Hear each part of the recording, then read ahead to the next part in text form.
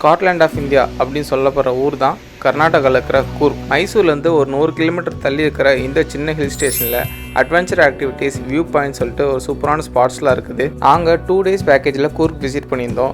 இந்த வீடியோ வந்து டே 2, டே 1 already publish பண்ணியிருப்பேன். டிஸ்கிரிப்ஷன் லிங்க் கொடுக்க செக் பண்ணி பார்த்துங்க. ஊட்டி, கொடைக்கானல் மாதிரி ஸ்பாட்லாம் டீ பிளான்டேஷன் நிறைய இடத்துக்கு நம்ம போயிருப்போம். இந்த கூர்க்கில் காஃபி பிளான்டேஷனுக்கு வந்து நம்மளை கூப்பிட்டு போனாங்க. அங்கே எப்படி ஒரு காஃபியை வந்து விளைய வச்சு அதுக்கப்புறம் அது வளர்ந்ததுக்கப்புறம் வறுத்து எடுத்து அது எப்படி பொடியாக்குறாங்கன்னு சொல்லிட்டு எல்லா டீட்டெயிலுமே நமக்கு சொன்னாங்க.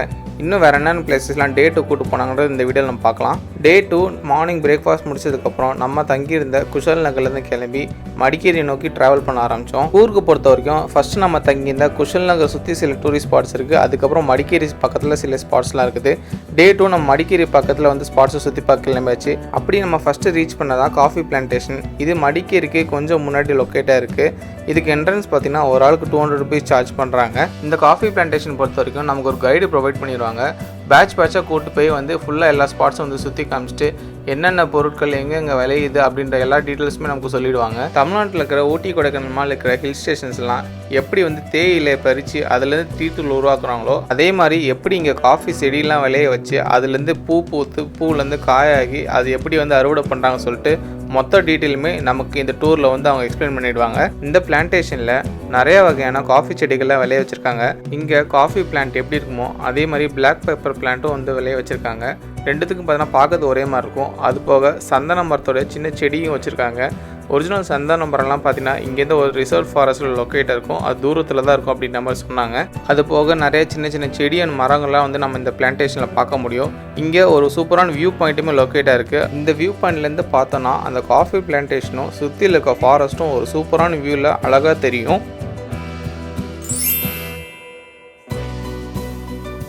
கைடு வச்சுட்டு நம்ம பேட்சாக வந்தாலுமே இங்கே ஒரு 10 நிமிஷம் போல் டைம் ஸ்பெண்ட் பண்ணுறதுக்கு நம்ம கொடுத்துருவாங்க.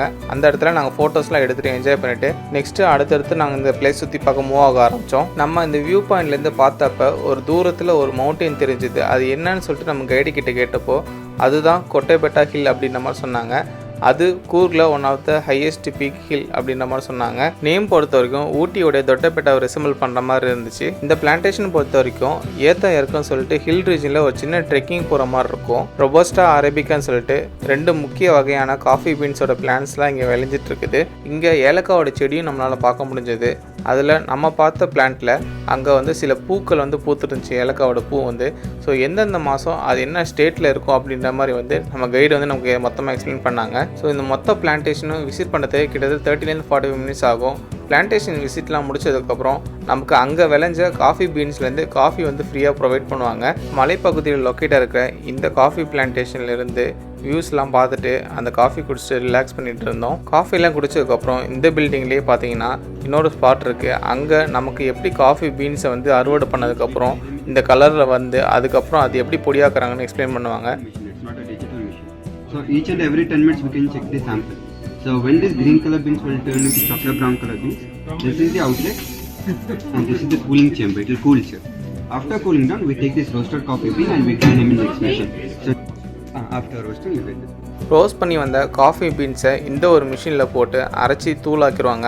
அதுக்கப்புறம் எக்ஸ்ட்ரா வந்து சில ப்ராடக்ட்லாம் போட்டு நமக்கு ஈட்டபிளாக கன்சியூம் பண்ணுற மாதிரி வந்து ரெடி பண்ணுவாங்க இந்த மிஷின் யூஸ் பண்ணி. ஸோ எண்டு ப்ராடக்ட்ஸை வந்து இங்கே நிறைய இடத்துல சேல்ஸ்க்காக வச்சுருக்காங்க. இங்கே சாக்லேட் அண்ட் ஸ்பைசஸ்மே அவைலபிளாக இருக்குது. நீங்கள் வேணுன்னா வீட்டுக்கு பர்ச்சேஸ் பண்ணிட்டு போகலாம். இந்த பிளான்டேஷன் வந்தோம்னா ஆல்மோஸ்ட் ஒரு 1.5 மணி நேரத்துலேருந்து 2 மணி நேரம் கிட்ட டைம் வந்து ஸ்பெண்ட் ஆகிடுது.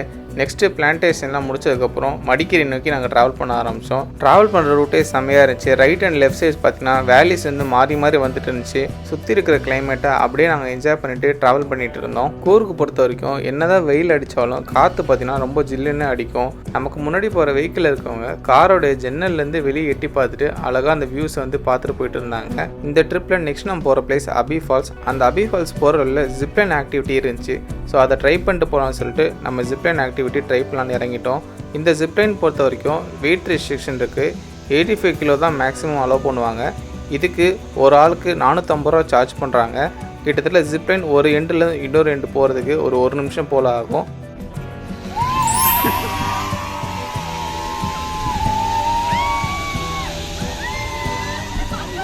ஜிப்லைன் பொறுத்த வரைக்கும் கண்டிப்பாக வந்து ஒரு ஒர்த்தான எக்ஸ்பீரியன்ஸாக தான் இருந்துச்சு. 450 ரூபா இருந்தாலும் ஒரு டைம் வந்து நம்ம ட்ரை பண்ண சொல்லிட்டு இறங்கி போய் வந்தாச்சு. ஜிப்லைனோட இன்னொரு எண்டில் தான் அபி ஃபால்ஸ் இருக்குது. நம்ம வேனுமே பார்த்தீங்கன்னா அந்த அபி ஃபால்ஸ் இருக்கிற ஸ்பாட்டுக்கு வந்து நம்ம வந்துடும். இந்த அபி ஃபால்ஸ் பொறுத்த வரைக்கும் என்ட்ரன்ஸ்க்கு ஒரு ஆளுக்கு 10 rupees சார்ஜ் பண்ணுறாங்க. அபி ஃபால்ஸ் பொறுத்த வரைக்கும் என்ட்ரன்ஸில் டிக்கெட் வாங்கினதுக்கப்புறம் உள்ளே கொஞ்சம் தூரம் நடந்து தான் ஃபால்ஸ் ரீச் பண்ணுற மாதிரி இருக்கும்.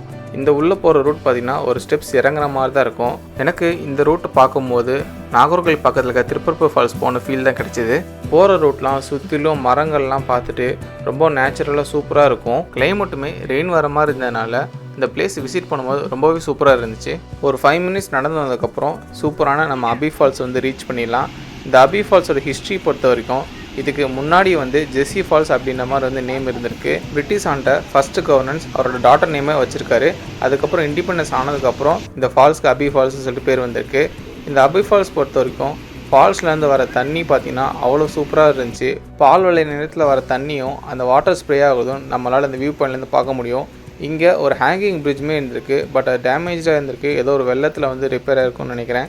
இல்லைனா இந்த இடத்துல இந்த ஃபால்ஸை பார்க்குறதுக்கு இன்னுமே சூப்பராக இருந்திருக்கும். இந்த அபி ஃபால்ஸை இன்னும் பக்கத்துலேருந்து பார்க்கறதுக்கு ஒரு வாட்ச் டவருமே இருக்குது. அங்கேருந்து இன்னும் வியூ வந்து நீங்கள் பார்க்கலாம். ஃபால்ஸில் வர தண்ணியில் பார்த்தீங்கன்னா நிறைய மெடிசனல் எஃபெக்ட்ஸ் இருக்குது அப்படின்ற மாதிரி வந்து சொல்கிறாங்க. இந்த ஃபால்ஸை மான்சூனில் வந்து பார்த்தோம்னா இன்னுமே வந்து சூப்பராக தண்ணி ஃப்ளோலாம் வந்து நல்லா போகிறத பார்க்க முடியும். பட் என்ன ஒரு பிரச்சனைனா இந்த இடத்துல நிறைய அட்டைப்பூச்சி புழுலாம் வந்து நம்மளால் பார்க்க முடிஞ்சது. ஸோ நீங்கள் கேர்ஃபுல்லாக இருந்துக்குங்க.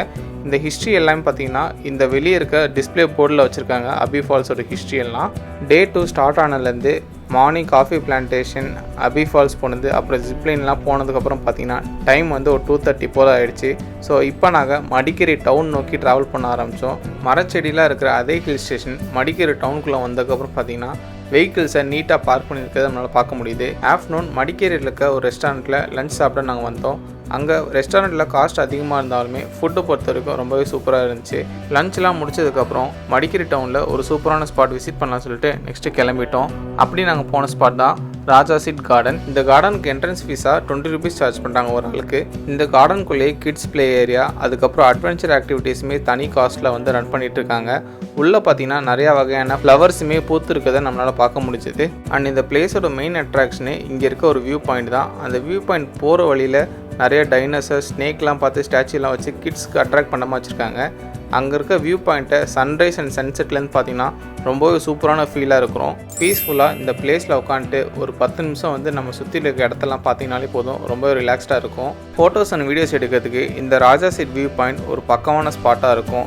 அபி ஃபால்ஸ் கிட்ட நம்ம போன ஜிப்லைன் வர இங்கே இருக்க ஜிப்லைன் பார்த்தீங்கன்னா கொஞ்சம் ரிஸ்க்கு கம்மியும் கொஞ்சம் அட்வென்ச்சரஸ் கம்மியாகவும் இருக்கிற மாதிரி தான் தெரியும். ஏன்னா அது வந்து ரொம்ப வேலியில் போகிற மாதிரி இருக்கும். ஐ லவ் கூர்க் அப்படின்னு இருக்கிற ஃபோட்டோ பாயிண்ட் கிட்ட குரூப் ஃபோட்டோ எடுத்துகிட்டு இந்த பிளேஸ்லேருந்து நாங்கள் மூவ் ஆக ஆரம்பித்தோம். இங்கே இருக்க கிளைமேட்டுக்கோ இந்த லொக்கேஷனுக்கோ இங்கேருந்து போகிறதுக்கு மனசே இல்லை. இருந்தாலும் நெக்ஸ்ட் டே எல்லோரும் அவங்க வேலைக்கு போகணும் அப்படின்றதுனால இங்கேருந்து சீக்கிரமாக நாங்கள் கிளம்ப ஆரம்பித்தோம். இந்த கார்டனில் இருக்கிற ஒரு எலிஃபென்ட் ஸ்டாச்சு பார்க்கறதுக்கு ரொம்ப ரியலிஸ்டிக்காக இருந்துச்சு. இந்த ராஜா சீட் கார்டனில் அக்டோபர் மாதத்துக்கு மேலே ஃப்ளவர் ஷோவும் கண்டக்ட் பண்ணுவாங்க. ஸோ அந்த டைம் விசிட் பண்ணிங்கன்னா நிறைய ஃப்ளவர்ஸ் வந்து இந்த கார்டன் சுற்றி நீங்களால் பார்க்க முடியும். மற்றபடி சன்செட் அண்ட் சன்ரைஸ்க்கு ஒரு சூப்பரான ஸ்பாட்டாக இருக்கும். நீங்கள் மடிக்கேரி பக்கம் வந்தீங்கன்னா கண்டிப்பாக இந்த ஸ்பாட் மிஸ் பண்ணாமல் போயிட்டு வாங்க. நெக்ஸ்ட்டு டே 1 பேக்கேஜில் நம்ம மிஸ் பண்ண ஒரு பிளேஸ்க்கு தான் போக போகிறோம். இந்த பிளேஸ்க்காக நம்ம குஷல் நகருக்கு அகைன் ட்ராவல் பண்ணோம்.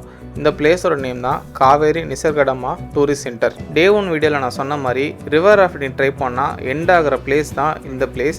இந்த பிளேஸில் எக்கச்சக்கமான ஷாப்ஸ் வந்து அவைலபிளாக இருக்கும். அதை தாண்டி போனால் தான் நம்ம இந்த டூரிஸ்ட் சென்டரோடைய என்ட்ரன்ஸ்க்கு போக முடியும். இதுக்கு ஒரு ஆளுக்கு 80 rupees சார்ஜ் பண்ணுறாங்க. வீக் டேஸில் வந்தால் இன்னுமே கம்மியாக இருக்கும். இந்த டூரிஸ்ட் ஸ்பாட்டில் ஒரு ஹேங்கிங் பிரிட்ஜ் இருக்கும். கீழே பார்த்தீங்கன்னா ரிவர் காவேரி வந்து ரன் ஆகிட்டு இருக்கும். இது ஒரு கர்நாடகா ஃபாரஸ்ட் டிபார்ட்மெண்ட் கண்ட்ரோலில் இருக்கிற ஒரு பிளேஸ். இதுக்குள்ளேயே போட் ரைட் இருக்கும், அதுக்கப்புறம் hanging bridge, deer park, birds park, அதுக்கப்புறம் ஜிப்லைன் கூடமே இங்கே இருக்குது. இங்கே நீங்கள் தங்குறதுக்கு அக்காமடேஷன் ஃபெசிலிட்டியுமே அவைலபிளாக இருக்குது. Kids play area, bamboo park, உள்ள ரெஸ்ட் ரூம் ஃபெசிலிட்டியுமே அவைலபிளாக இருக்குது. இந்த பிளேஸ்க்கு நாங்கள் வந்தப்போ பார்த்தீங்கன்னா ஈவினிங் ஒரு 5 o'clock போல் இருக்கும். 2 நாள் பேக்கேஜ் ட்ரிப்பில் நாங்கள் இது லாஸ்ட்டாக விசிட் பண்ணுற பிளேஸ். ரொம்பவே நடக்கிற மாதிரி இருக்கும். ஏன்னா உள்ள ஒரு இடமும் கொஞ்சம் தள்ளி தான் இருந்துச்சு. அப்படி நடந்து வரும்போது ஃபஸ்ட்டு நம்ம ரீச் பண்ணுறதா பேர்ட்ஸ் பார்க். இதுக்கு பார்த்தீங்கன்னா தனியாக என்ட்ரன்ஸ்க்கு ஒரு ஆளுக்கு 30 ரூபா சார்ஜ் பண்ணுறாங்க. அது போக நீங்கள் அந்த பேர்ட்ஸ் வந்து உங்கள் மேலே வந்து ஃபோட்டோ எடுக்கிறதுக்கு ஒரு 60 ரூபா சார்ஜ் பண்ணுறாங்க. அதுக்கப்புறம் நாங்கள் அந்த பேர்ட்ஸ் பார்க்குள்ளே போகாமல் நெக்ஸ்ட்டு நாங்கள் மூவ் ஆக ஆரம்பித்தோம். அங்கே ஒரு ட்ரீ ஹட் மாதிரி ஒரு ஹவுஸ் இருந்துச்சு. அந்த ஹவுஸ் மேலே இருந்து பார்த்தீங்கனாலே அந்த பேர்ட்ஸ் பார்க் நல்லாவே தெரியும். பட் வந்து அந்த 30 ரூபாய்க்கு ஒருத்தர் இல்லாத மாதிரி தான் இருந்துச்சு. பக்கத்துலேயே பார்த்தீங்கன்னா ஜிப்லைன் ஆக்டிவிட்டி வச்சுருந்தாங்க, அதர் அட்வென்ச்சர் ஆக்டிவிட்டிஸ் எல்லாமே வச்சுருந்தாங்க. பட் எதுக்குமே பெருசாக கூட்டமும் இல்லை. ஜிப்லைன்லையும் பார்த்தீங்கன்னா ரொம்பவே சின்னதாக தான் இருந்துச்சு. அதுக்கப்புறம் அதை தாண்டி போனீங்கன்னா டீர்ஸ் பார்க் வரும். இந்த டீர்ஸ் பார்க்கு வெளியேருந்து நம்ம பார்க்குற மாதிரி தான் இருக்கும், எந்த ஒரு என்ட்ரன்ஸ் ஃபீஸுமே கிடையாது. அதுக்கப்புறம் நம்ம பேம்பு பார்க் விசிட் பண்ணோம். அந்த பேம்பு பார்க் பொறுத்த வரைக்கும் ரொம்ப த்ரில்லிங்காகவே இருந்துச்சு. நிறைய ஏரியாவில் கவர் பண்ணியிருக்காங்க. ஃபுல்லாக சுற்றி பார்க்க எக்கச்சக்கமாக ஸ்பாட்ஸ் இருந்தாலுமே ஒன்றுக்கும் தனித்தனி என்ட்ரன்ஸ் ஃபீஸ் வாங்குறாங்க. ஸோ ஒரு ஆளுக்கு நீங்கள் எல்லாமே கவர் பண்ணாலே ஒரு 400-500 கிட்ட ஆகிடும். இதெல்லாம் முடிச்சுட்டு நீங்கள் வெளியே வந்தீங்கன்னா ஷாப்பிங்க்கு டி நகரில் இருக்க சத்யா பஜாருக்கு மாதிரி கூப்பிடுவாங்க. அங்கே உங்களுக்கு கட்டுப்படி ஆச்சுன்னா எதனா உங்களுக்கு பிடிச்சதை வாங்கிக்கோங்க. 2 days கூர்க் ட்ரிப் இதோட வந்து முடிவுக்கு வருது. இங்கேருந்து நமக்கு வந்து மைசூர் ரயில்வே ஸ்டேஷனில் ட்ராப் பண்ணிவிடுவாங்க. அதுக்கு ட்ராவல் பண்ணுறதுக்கு ஒரு 2 hours கிட்ட ஆச்சு. மைசூர் ரயில்வே ஸ்டேஷன் ஒரு 8:30 போல் நாங்கள் ரீச் பண்ணிட்டோம். 9 o'clock மைசூர்லேருந்து சென்னை கிளம்புற காவேரி எக்ஸ்பிரஸில் நாங்கள் டிக்கெட் புக் பண்ணியிருந்தோம். அது நெக்ஸ்ட் டே மார்னிங் 6:30 போல் சென்னை சென்ட்ரல் ரீச் ஆகிடும். நீங்கள் கூர்க் போகிறது பிளான் பண்ணிங்கன்னா வீக்கெண்ட் சாட்டர்டே சண்டே போயிட்டு வரதுக்கு ஒரு பக்காவான ட்ரிப்பாக இருக்கும். அடிஷ்னலாக 1 day கிடச்சின்னா இன்னுமே ரிலாக்ஸ் பண்ணி நீங்கள் கூர்க் சுற்றி பார்த்து வரலாம். நீங்கள் இன்னும் நம்ம சேனலை சப்ஸ்கிரைப் பண்ணலாம், மறக்காமல் சப்ஸ்கிரைப் பண்ணிவிடுங்க.